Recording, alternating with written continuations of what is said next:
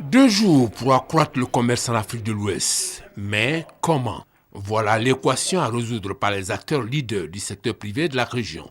Surtout que les entraves à la libre circulation des personnes et des biens sont légion.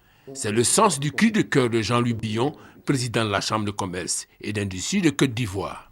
Nous sommes aujourd'hui dans les échanges à 12% au niveau de la CEDEAO, 11% au niveau du continent africain.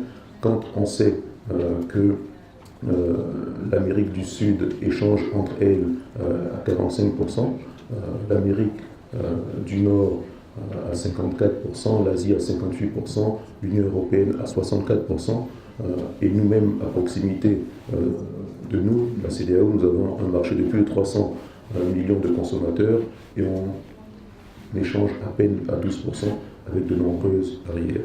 Comme on le voit, les pertes sont énormes. Et il faut s'employer à réduire, voire à éliminer ces entraves et accroître considérablement le commerce, la clé pour débloquer le potentiel de l'économie de l'Afrique de l'Ouest et lutter efficacement contre la pauvreté. L'espoir réside dans une action concertée. C'est toute la pertinence de la rencontre d'Abidjan qui a mobilisé du beau monde.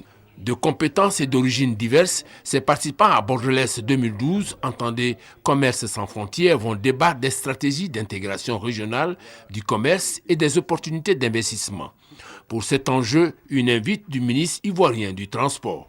Et je vous invite à prendre toutes les dispositions pour que, effectivement, le secteur privé et le secteur public puissent travailler en bonne entente, de telle sorte que tous les bons projets que nous avons puissent voir le jour pour le bonheur de l'ensemble des populations d'Afrique de l'Ouest.